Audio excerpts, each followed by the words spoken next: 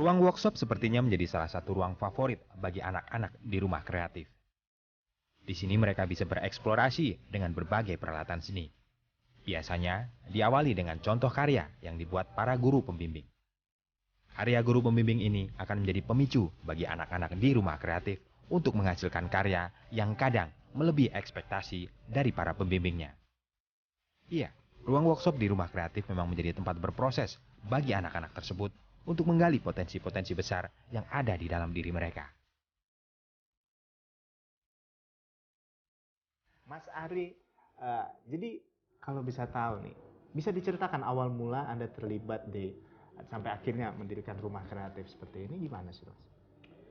Ya, basically it's such a blessing for me ya, karena saya itu dari umur 4 tahun saya itu sudah tahu dan sudah ingin jadi arsitek. Lalu saya bisa sekolah arsitek dengan baik, saya lulus arsitek dan saya menjalani profesi sebagai arsitek selama 12 tahun.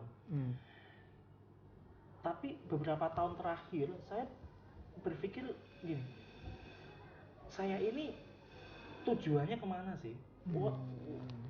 What is my purpose gitu di dalam saya menjalani profesi sebagai arsitek? Karena saya nggak pernah, ini yang membuat saya heran, saya nggak pernah punya visi untuk suatu hari saya punya biro arsitek yang besar, terus saya bisa bikin gedung pencakar langit apa dan sebagainya, enggak gitu. Lalu saya sampai pada satu kesimpulan, satu titik dan satu kesadaran bahwa buat saya architecture is not simply about designing good building, but designing a better life. Nah, waktu saya mendapatkan kesadaran itu, pertanyaan berikutnya, caranya gimana? Kegelisahan ini juga adalah hal yang mendasari Anda melakukan ini semua. Betul. Seperti apa? Betul, karena menurut saya sistem pendidikan kita perlu dikaji ulang ya. Ada beberapa hal seperti contohnya bahwa sistem pendidikan kita belum memiliki roadmap yang cukup jelas gitu. Nah, harusnya sistem pendidikan kita harusnya memiliki sebuah peta yang membawa kemajuan bagi bangsa ini. Dan salah satu yang saya percaya adalah kemajuan itu bisa terjadi kalau anak-anak sejak dari dini diajarkan untuk satu, mulai berpikir kreatif dan bagaimana kreativitasnya itu bisa menjadikan pemikiran untuk memecahkan masalah-masalah yang ada di sekitarnya, atau dengan kata lain bagaimana setiap anak ini bisa diajarkan atau dilatih untuk menjadi kreatif social entrepreneur. Kecerdasan di dalam hal seni itu seringkali tidak dipandang sebagai sebuah kecerdasan atau sebuah strength. Harusnya kan itu dipandang sebagai sebuah kecerdasan yang bisa dikembangkan untuk menjawab kebutuhan dan membuat bangsa ini menjadi lebih maju.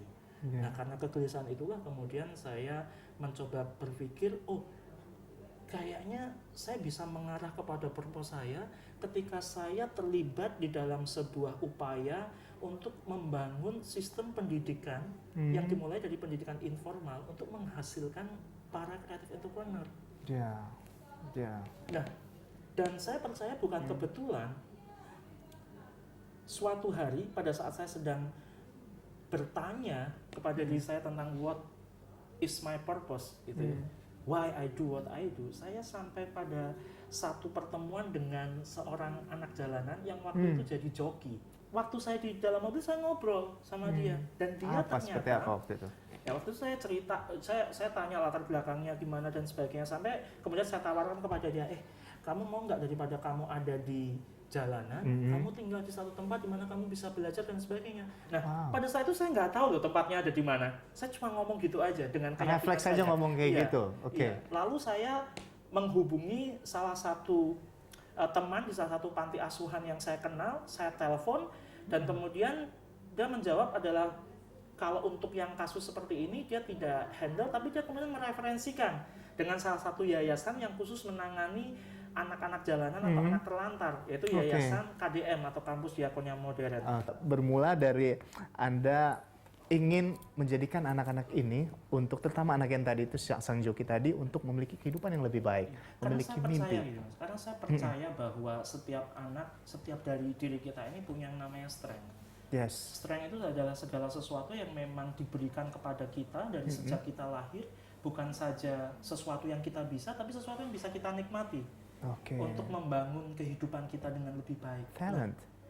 Itu yang saya ingin buktikan, dan kemudian terbukti melalui anak-anak ini. Dari sejak itu terbukti, kemudian ini jadi sesuatu yang kemudian diteorikan, saya tulis di buku saya, Iya. dan kemudian saya gunakan itu untuk memberikan inspirasi, mengajar bagi organisasi-organisasi profit maupun non-profit dan maupun personal untuk mereka mulai menggali strength apa yang saya punya. Ya. Yang perlu kita perhatikan untuk menjawab kebutuhan bangsa ini adalah pendidikan. Betul. Dan tentunya juga semua anak-anak di Indonesia layak menerima pendidikan yang baik, termasuk anak-anak yang kurang beruntung. Nah, itulah yang dilakukan oleh Mas Ari di sini. Memberdayakan mereka, anak-anak yang kurang beruntung ini, atau sebagian menyebutnya sebagai anak-anak jalanan, akhirnya mereka bisa maksimal, dan Mas Ari juga melibatkan mereka di beberapa proyeknya. Ada 3 hal penting yang harus dilakukan. Yang pertama, ajak mereka untuk menemukan strength mereka, kekuatan mereka seperti apa. Yang kedua adalah mengajak mereka untuk memiliki integritas. Betul. Ya, karena kalau cuma skill doang tanpa integrity, nol juga ya. Ya, dan yang jadi terakhir, merusak hasilnya. merusak. Dan yang terakhir yang nggak kalah penting, ajak mereka untuk menemukan visi mereka, menemukan apa tujuan mereka, purpose mereka. Terima kasih banyak Mas Ari Terima sudah kasih, Mas. menginspirasi hari ini. Thank you, sama-sama. Luar biasa. Maju terus. Sama-sama, Oke. Mas. Dan ini buku Ya. untuk Wow, Anda, apa nih? Cerita satu. Ini Oh. basically cerita yang tadi. Yes. Kalau mau tahu lebih lengkap, itu ada semua di buku ini. Di sini. Based on Wow. pengalaman yang saya dapatkan. SIP, Strength, Integrity, and Purpose by Ari M. Wibowo.